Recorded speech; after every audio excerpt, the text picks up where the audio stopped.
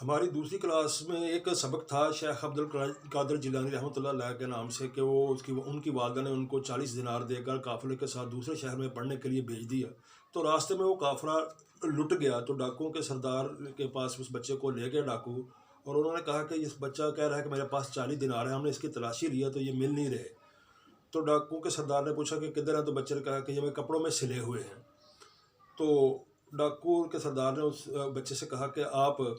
جھوٹ بول کر یہ پیسے بچا سکتے تھے، تو آپ نے کیوں کہا کہ یہ میرے پاس ہیں؟ تو انہوں نے کہا کہ میری والدہ نے کہا تھا کہ ہمیشہ سچ بولنا۔ تو اس واقعے کا اس ڈاکو کے سردار پر اتنا اثر ہوا کہ اس نے اسلام قبول کر لیا، اور اس نے ڈاکوؤں سے ڈاکہ زنی سے توبہ کر لی۔ تو یہ واقعہ آپ سب کو معلوم ہے۔ تو میں اس سلسلے میں عرض کرنا یہ چاہ رہا ہوں کہ اولیاء اللہ کی اسپرچول ٹیلز جو ہیں، یا درویشوں کی یا نیک بندوں کی جو کچھ کہانی ہیں، ان کو ایک طبقہ ہمارے معاشرے کا تسلیم کرتا ہے اور ایک طبقہ تسلیم نہیں کرتا ہے۔ اس سلسلے میں جو طبقہ تسلیم کرتا ہے وہ تو اپنے ایک سسٹم میں چل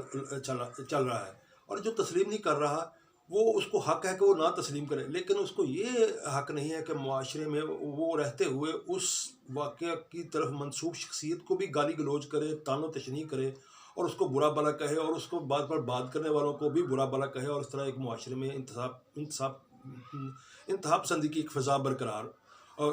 مینٹین ہو۔ اس سلسلے میں ایک حضرت علی کا ایک واقعہ یاد آ رہا ہے کہ ان سے ایک یہودی کاہن نے یا کافر نے کسی نے پوچھا کہ یا علی تو کیا ہر وقت رب رب کرتا رہتا ہے، کوئی رب نہیں ہے؟ تو حضرت علی نے ان سے کہا کہ وہ ٹھیک ہے، اگر رب نہیں ہے تو میری یہ ایک مشقت ہی سمجھ لو، لیکن اگر کل قیامت کے دن رب نکل آیا تو پھر تیرا کیا بنے گا؟ تو بات یہ ہے کہ یہ ہو سکتا ہے کہ وہ واقعہ سچ ہو سکتا ہے وہ واقعہ نہ بھی سچ ہو۔ اس سلسلے میں آپ کو ایک اور واقعہ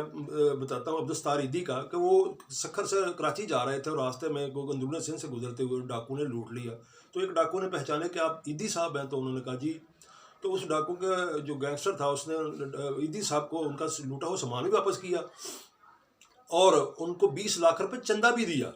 اور کہا کہ یہ جو آپ ایک عظیم کام کرتے ہیں، تو ہمارے جیسے ڈاکو جب سڑکوں پر پولیس مقابلے میں لاوارث مارے جاتے ہیں تو آپ ان کی لاشوں کو دفنانے کا انتظام کرتے ہیں، یہ ہماری طرف سے چندہ قبول فرمائیے۔ ہو سکتا ہے یہ واقعہ آج سے 50 سال بعد، 100 سال بعد جب کہیں لکھا پڑھا جائے گا تو اس کو 50% کہیں گے کہ یہ واقعہ جھوٹ ہے، اور 50% اس کو مانیں گے کہ یہ سچ ہے۔ اور جو 50% اس کو جھوٹ مان رہے ہیں ان کو پھر بھی یہ حق نہیں ہے کہ اس واقعہ کے راویوں کو، اس واقعہ والے کو گالی گلوچ کریں یا برا بھلا کہیں۔ اور یہ سورہ انعام کی آیت نمبر 108 ہے، جس میں اللہ پاک اس بارے میں خاص طور پر ذکر فرماتے ہیں کہ تم ان کافروں کو جو جن کی یہ پوجا کرتے ہیں ان کو گالی مت دو، کہیں یہ جہالت میں تمہارے رب کی شان میں گستاخی نہ کریں۔ اور اللہ تعالیٰ نے اس بات سے سختی سے منع کیا کہ کسی کو اس بات لعن طعن کرنے اور طعن و تشریح کرنے سے۔